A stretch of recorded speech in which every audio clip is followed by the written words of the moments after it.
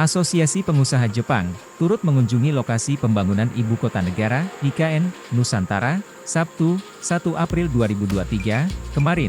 Kedatangannya didampingi Otorita Ibu Kota Nusantara (OIKN) bersama Kementerian Pekerjaan Umum dan Perumahan Rakyat (PUPR).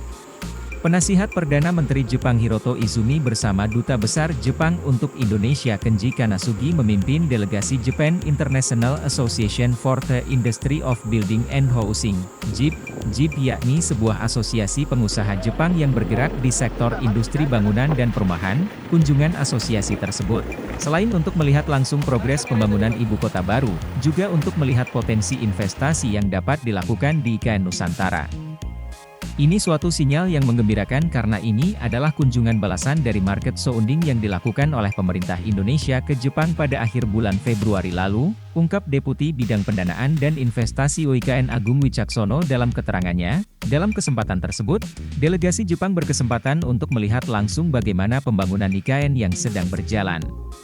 Para delegasi diajak untuk melihat dengan seksama progres pembangunan Bendungan Sepaku Semoy, Titik Nol Nusantara, Istana Presiden, dan hunian pekerja konstruksi. Menurut Agung, dengan melihat langsung progres pembangunan di lapangan, maka para delegasi diharapkan yakin untuk menanamkan investasinya di IKN.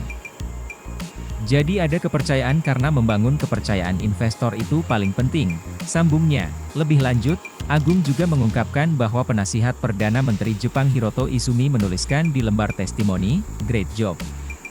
Menurutnya testimoni tersebut sangat penting untuk membangun kepercayaan pasar. Oleh sebab itu, ia optimis bahwa kunjungan Jepang kali ini akan ditindaklanjuti secara real.